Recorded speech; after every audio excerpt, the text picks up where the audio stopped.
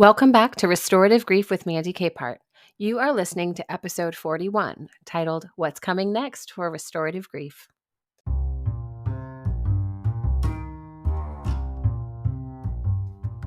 Hello again, my friends, and thank you for joining me here on the 41st episode. I can't believe I've been doing this for nearly a year. This podcast has been an exercise in growth for me, for you, for my guests. And I don't know where I would be today without some of the things I've learned and the encouragement I've shared with people, with all of you listening. It's been life-changing, truly. And to be honest, we have some of the most inspiring and beautiful guests coming up. Some of them I've already recorded with, some of them I've scheduled, and I'm ready to go deep and dive in to all of their beautiful stories. But for now, let's dig into some of the changes coming up for the show, and be sure to listen all the way through the end.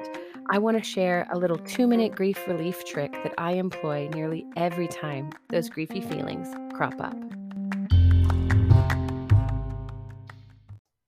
So for those of you who are new here, my name is Mandy Capehart. I'm a certified life and grief coach and an author and speaker, among other things, here creating resources for grievers and grief supporters to find a new pathway through their losses and back into wholeness. My work is available in many different places outside of this podcast, including in the Restorative Grief Project.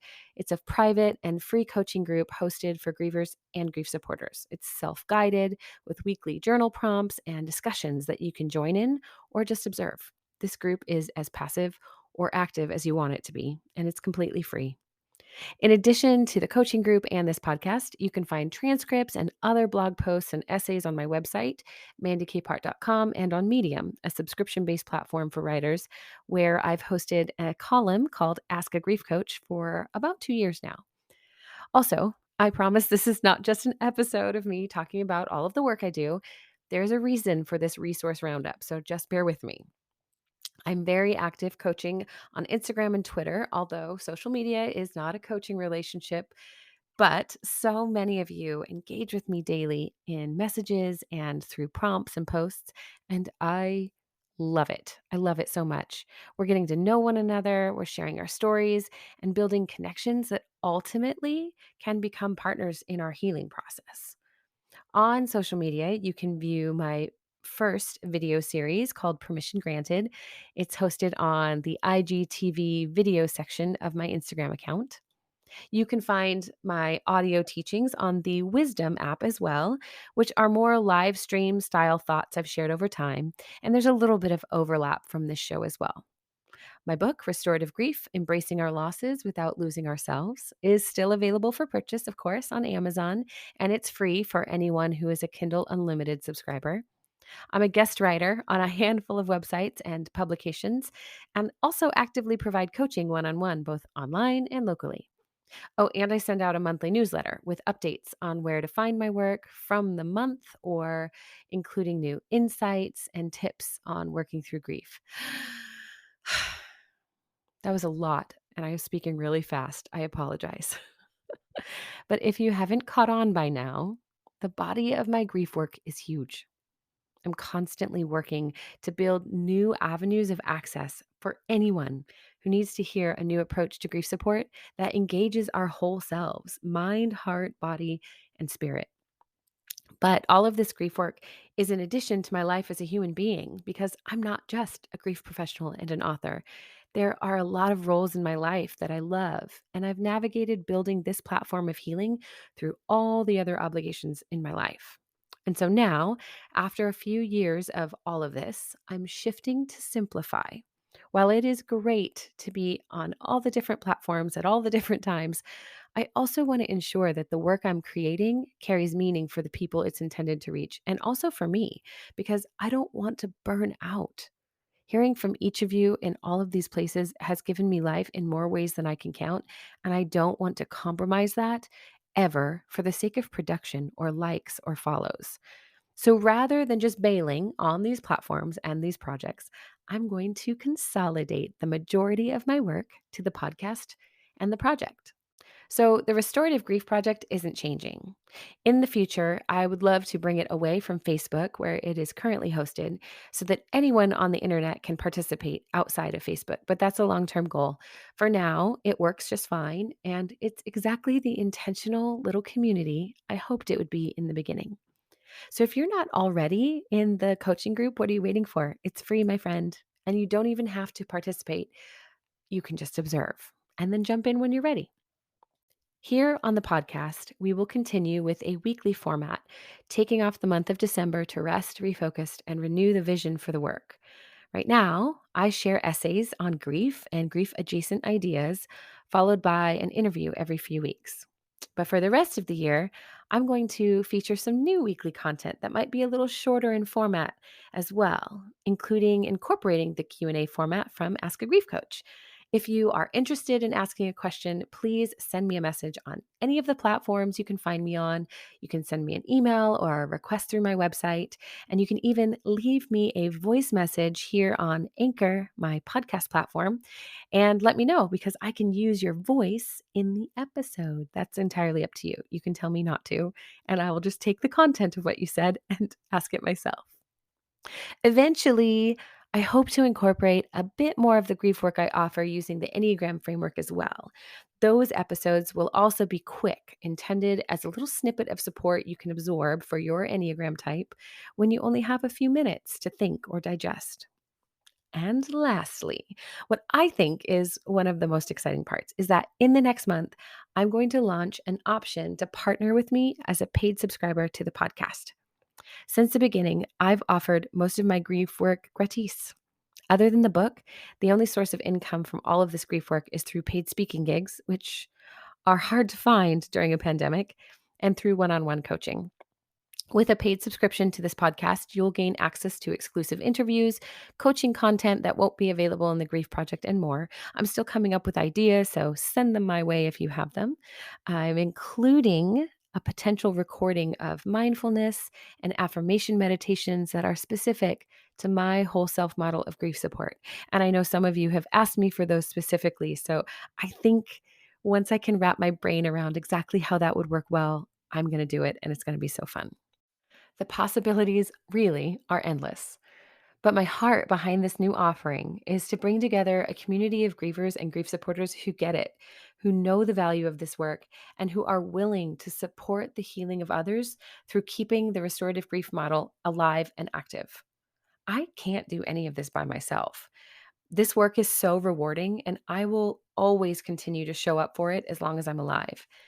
So, this new direction of the work is just one more way we can partner together to create the grief literate culture that we all want and deserve. And now for that 2-minute grief relief trick I promised. When the big emotion of grief hits, we often feel off kilter. I don't know about you, but it makes me feel a little dizzy, lightheaded, or even disconnected from my reality. What's happening in the moment doesn't feel real, which means I need to reconnect to the present. This is my chance for me to grab my thoughts and bring them to my true circumstances, to invite my emotions to pause before wilding, to ensure my body is settled, and to reconnect in my spirit to a sense of psychological safety.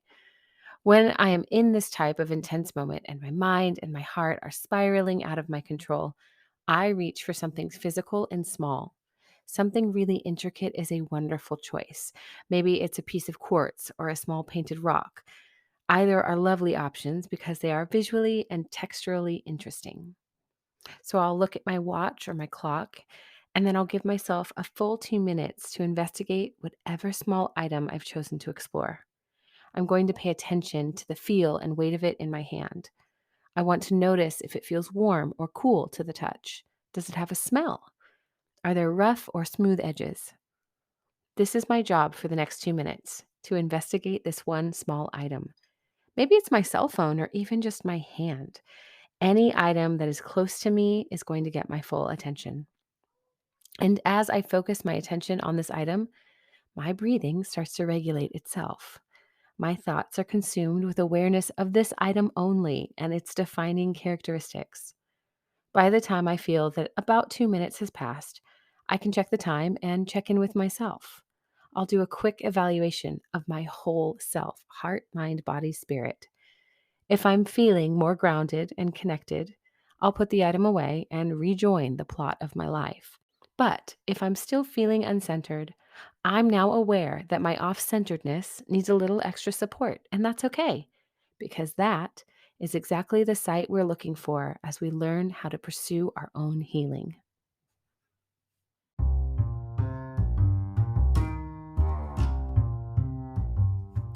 Thank you for listening to episode 41 of Restorative Grief. I know it's awkward to start talking about money, but guys, it's real. My heart from the beginning of this work was to make it accessible financially to anyone who needs it. It's why most of my work is out there for free. And I won't lie, it is nerve-wracking to offer a subscription option, but I'm also really hopeful. Rather than creating so many new resources for so many platforms each week, focusing on the podcast and connecting with all y'all on the socials is going to be my main deal, and it's my favorite anyway. We're going for quality over quantity, people, because quantity is easy. I was just telling a friend how simple it is to write a long book, but short, impactful books take far more brain power and intention. It's time for me to aim this grief brain on a smaller target. So I hope to have the new subscription launched by the end of August. And when the time comes, if you are unable to support the work financially, that's okay. But please commit to sharing these episodes and the podcast itself in your own circle of influence. I love hearing that new people are subscribed to the show, reading the work, or referring me to your friends. Your friends are people that you love, and I know you would not send them a direction that would cause them harm. So it is a great honor to know that you are out here enjoying what we're producing, but also finding it so meaningful that you would share it with people you love. Because I'm not here to make money. I'm here to make an impact.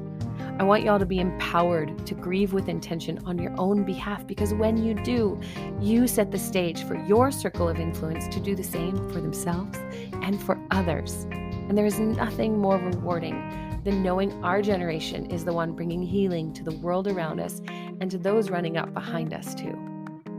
If you're new to the show, thank you for sticking around on what feels a little bit like a call for tithes, if I'm honest.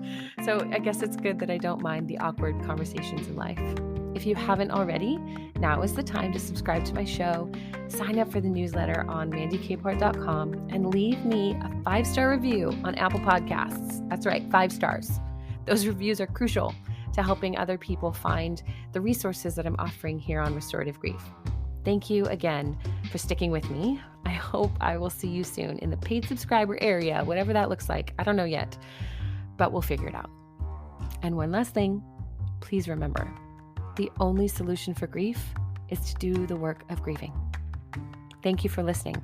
I will see you next week.